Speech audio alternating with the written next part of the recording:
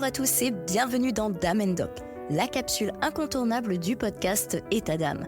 Aujourd'hui, plongeons ensemble au cœur de la santé des femmes en compagnie des meilleurs professionnels de santé. Chaque épisode vous offre des informations précieuses, des conseils avisés, du contenu préventif et des astuces pratiques sur les sujets qui vous concernent. Nos experts sont là pour partager leur savoir et leur expérience afin de vous aider à mieux comprendre et gérer les défis de votre santé. Préparez-vous donc pour des épisodes riches et instructifs. Je vous laisse maintenant découvrir l'expert du jour. Excellente écoute. Bonjour à toutes et à tous. Aujourd'hui, on va parler gestion de la colère et de la frustration. Je suis Marine Manard, je suis neuropsychologue, docteur en sciences psychologiques et c'est un sujet qui me tient particulièrement à cœur parce qu'il va avoir un impact sur notre vie, dans le quotidien, sur nos enfants, sur notre entourage et dans la société en général. On va parler de ce qu'est la colère, de ce qu'elle nous apporte, de ce qu'elle nous informe au quotidien, mais aussi des stratégies pour pouvoir la gérer, cette colère. Mon objectif est de vous fournir des outils concrets pour mieux gérer ces émotions et améliorer le quotidien. Alors d'abord, la colère et la frustration.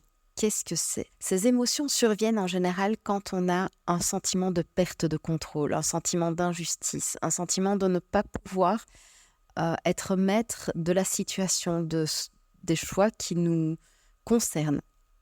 Donc, dans ces cas-là, la colère va survenir pour permettre de rétablir un sentiment de justice, un sentiment de cohérence et un sentiment de contrôle qui nous est nécessaire pour pouvoir justement fonctionner adéquatement au quotidien.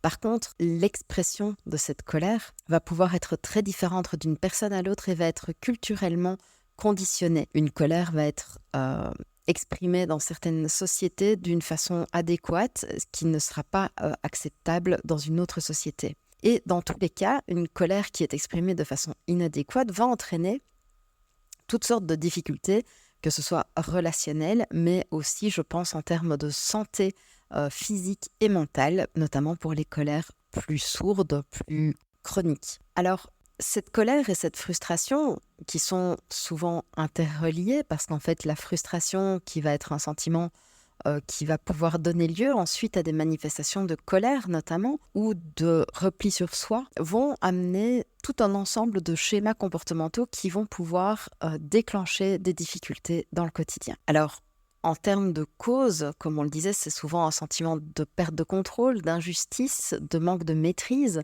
Bien sûr, des facteurs internes comme des facteurs externes peuvent y contribuer avec une certaine fragilité de nos états dans certaines circonstances. Je pense notamment aux personnes très anxieuses, très stressées, qui vont déjà avoir un terrain favorable à ce sentiment de perte de contrôle et notamment à une expression peut-être inadéquate de la colère parce qu'elles vont être irritables. Je pense également aux personnes qui ont des problèmes de douleur chronique, par exemple, qui ont déjà un système nerveux et de stress qui est déjà irrité et donc comme un animal blessé dans sa grotte, eh bien, la moindre petite contrariété, le moindre petit grain de sable qui vient se mettre dans l'engrenage de la journée va pouvoir générer de grosses frustrations et de grosses émotions de colère.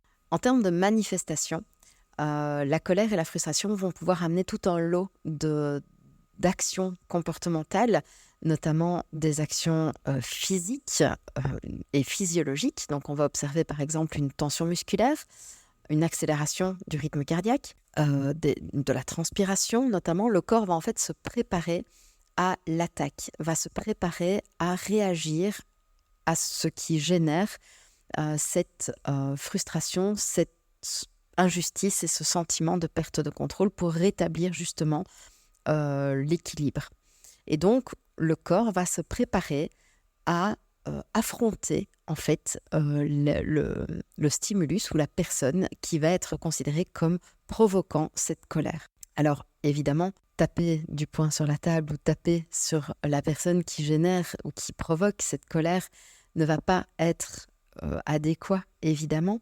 Et donc, on va culturellement apprendre à gérer ces émotions de façon acceptable pour que tout le monde puisse vivre de façon sereine et adéquate. C'est justement très important de pouvoir apprendre à gérer cette colère et à l'exprimer de façon adéquate parce que, évidemment, on le remarque avec les enfants en bas âge notamment, l'expression de cette colère peut être très explosive, très désorganisée et amener son lot de casses et de blessures. Et donc, effectivement, apprendre à réguler cette colère, à la gérer efficacement et à l'exprimer de façon adéquate est essentiel pour pouvoir maintenir des relations saines et justement apaiser cette colère et ne pas la transformer dans des sentiments de honte, de culpabilité et des regrets. Et donc, apprendre à exprimer sa colère verbalement, à évidemment pouvoir décharger physiquement les tensions musculaires et les tensions physiques qui y sont associées, mais de façon adéquate, sans blesser personne, sans casser d'objets, va vraiment être le challenge, si possible dans l'enfance ou plus tard à l'âge adulte, parfois avec l'aide d'un professionnel de santé. Lorsqu'on refuse de voir cette colère, de l'accepter, de l'exprimer, cette colère peut devenir, comme je le disais tout à l'heure, un peu sourde, un peu latente, un peu chronique comme ça. Et donc, on va avoir cette agitation interne, cette tension interne qui va être permanente, qui ne va pas être aiguë, qui ne va pas être trop forte, qui va être tolérable, mais qui va rester là, en sourdine, et qui va justement colorer un petit peu nos perceptions. Il y a un schéma intéressant en termes de colère, c'est que la colère va amener ce qu'on appelle un biais cognitif. Un biais cognitif, c'est un schéma de pensée qui va venir biaiser, comme son nom l'indique, et donc va venir influencer notre perception des choses, notre compréhension du monde. Et donc, ce biais cognitif, en fait, quand on est en colère, va amener à interpréter l'environnement et les personnes autour de nous comme étant hostiles, comme étant des agressions, comme justement provoquant ce sentiment d'injustice et de perte de contrôle. Et donc, à chaque fois qu'on va être confronté justement à une situation, on va plutôt l'interpréter sous le prisme de l'attaque et de l'agression, ce qui fait que notre colère va s'amplifier jusqu'à, si elle n'est pas régulée, jusqu'au passage de l'agression physique ou verbale et de l'attaque. Donc, évidemment, réguler correctement la colère et l'évacuer correctement et sainement est essentiel pour justement se libérer de ce biais cognitif et se libérer de ce sentiment presque de persécution qu'on peut entrevoir lorsque la colère reste sourde et reste ravalée en quelque sorte. Alors, pour gérer la colère et la frustration, il y a évidemment différentes techniques qui peuvent être mises en place et l'efficacité de ces techniques vont pouvoir dépendre à la fois des personnes, mais également des moments. Et donc, il va falloir évidemment trouver ce qui fonctionne pour chacun et chacune en gardant en tête que, évidemment, il y aura des moments où la colère ne saura pas s'exprimer de façon calme et sereine. La colère devra parfois s'exprimer à travers une tempête. Ça fait partie de la vie, malheureusement ou heureusement. Il faut parfois que ça sorte. Alors, première étape, évidemment, ça va être d'essayer de contrôler, de réguler sa respiration. Quand on est en colère, quand on passe en phase de défense ou d'attaque, ou quand on est très frustré, qu'on perd le contrôle sur la situation, la respiration va s'accélérer, va se désorganiser, on va essayer de reprendre le contrôle sur sa respiration, notamment par exemple avec des exercices de cohérence cardiaque, où on va inspirer pendant quelques secondes, 3, 5 ou 7 secondes selon nos capacités respiratoires, bloquer pendant la même durée que l'inspiration, souffler pendant la même durée et rebloquer pendant la même durée, et ainsi de suite. Ça permet généralement d'arriver à apaiser un petit peu, en tout cas, les tensions physiques. Quand la tension physique est vraiment trop forte, ce que j'aime conseiller, ça va être de lui permettre de sortir, s'empêcher d'exprimer sa colère, et la tension physique ne fait que reporter le problème. Et donc, j'aime bien l'exercice de pousser les murs, par exemple. Donc, on se met contre un mur et on pousse le mur. Ça ne fait de mal à personne, ça n'abîme rien et ça permet de décharger la tension, et on peut imaginer, pour ceux qui ont des bonnes capacités d'imagination, on peut imaginer toute la colère qui traverse les bras et qui va dans le mur. On peut aussi crier sans son. Alors ça, c'est assez amusant comme exercice, notamment à faire avec les enfants. Ça va être de s'entraîner à crier de toutes ses forces, mais sans faire sortir le moindre son. Donc on a le visage qui va se déformer par le cri, on va vraiment ressentir physiquement le cri, le tout sans évidemment faire sortir le son, et donc éviter et éventuellement de déranger les autres ou d'être agressif vis-à-vis des autres, ce qui nous permet d'être un petit peu plus discret. Ça marche aussi dans les milieux professionnels quand on ne peut pas évacuer autrement.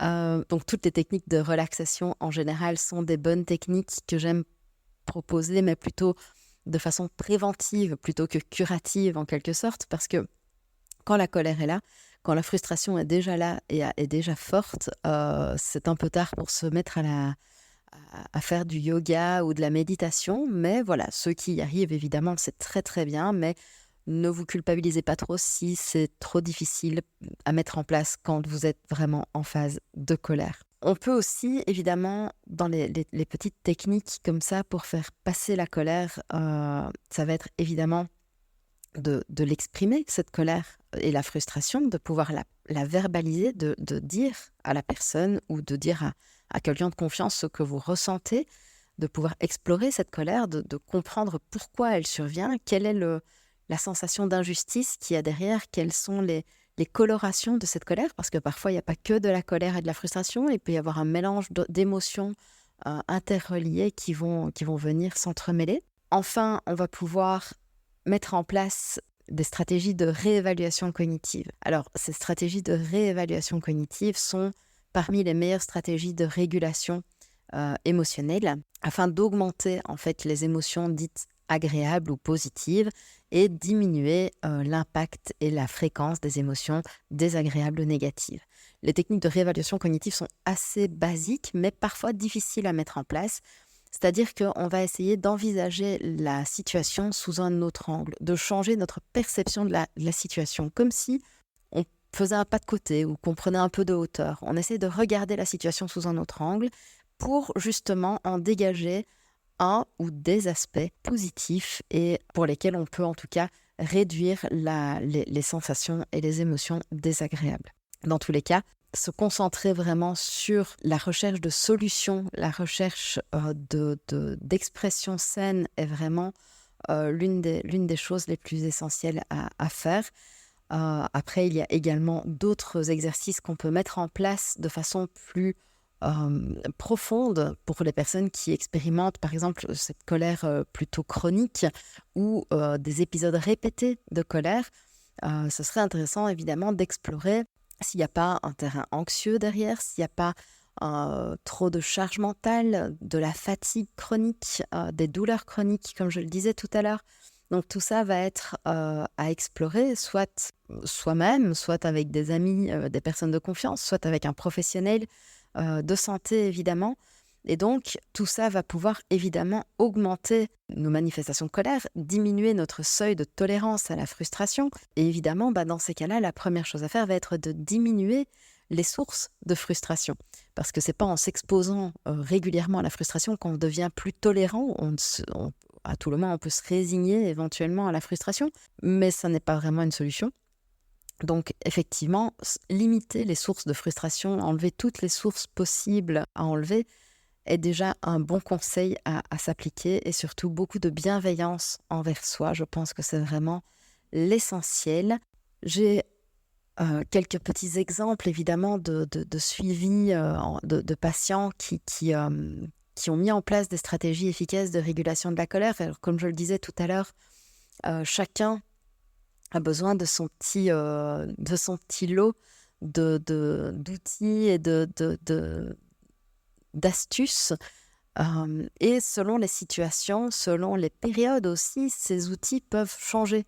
Il y a un outil qu'on va pouvoir utiliser pendant des semaines de façon très efficace et puis hop, ça ne fonctionne plus pendant un certain temps et puis on y revient. Donc ça, c'est OK aussi, évidemment. On peut voyager dans notre boîte à outils pour la colère. Il y a une de mes patientes, par exemple, qui avait vraiment besoin de l'exprimer artistiquement. Et donc là, on est parti sur plutôt du coloriage. Donc elle coloriait sa colère, donc elle prenait on faisait une sorte de gribouillage comme ça sur la feuille. Et tous les jours, elle venait colorer des petites parties du gribouillage. Donc c'était une espèce de ligne entremêlée comme ça. Et donc en fonction de la taille de la colère qu'elle a ressentie, en fonction des moments de la journée, elle coloriait différentes cases. Et en fait, reprendre le contrôle aussi, une vision globale de sa journée lui permettait de voir l'évolution au fil des jours de l'expression de sa colère et de la quantité de colère qu'elle ressentait. Évidemment, tout ça s'accompagnait d'exercices de relaxation, de méditation sur le côté et évidemment la prise en charge de tout ce qui était source de stress qui limitait évidemment son seuil de tolérance également. Un patient masculin, cette fois-ci, avait plutôt des problèmes de gestion de l'expression de sa colère, donc il avait des problèmes d'impulsivité, c'est-à-dire qu'il ne contrôlait pas l'expression de sa colère, il avait du mal à inhiber, à ne pas produire certains comportements, et notamment des comportements plutôt violents. Et donc là, effectivement, on a mis en place tout un système d'expression physique, donc pour ne pas empêcher l'expression physique, mais la rediriger. Donc comme je le disais tout à l'heure, par exemple, avec le fait de pousser les murs, ça pouvait s'ancrer dans le sol, en essayant de pousser très très fort sur les pieds pour essayer de faire passer la colère dans le sol, comme s'il était traversé par un champ électrique, par exemple. Il y avait des exercices en fond, là, évidemment, quand ce n'était pas les moments de colère, des exercices de sophrologie qui fonctionnaient bien chez lui. Voilà, donc c'est des petits exemples concrets comme ça. C'est évidemment des outils qu'on peut mettre en place chez l'adulte, chez l'adolescent, chez l'enfant, et qui sont tout à fait adaptables aux besoins. Il n'y a pas de recettes toutes faites. On peut évidemment les mixer comme on le veut. J'espère que j'ai pu répondre à quelques-unes de vos questions. J'espère que vous trouverez de l'inspiration pour vous accompagner dans les moments difficiles où vous sentez que vous perdez le contrôle et où vous risquez de perdre pied. Et je vous souhaite à toutes et tous une très très belle journée. Prenez soin de vous et à bientôt.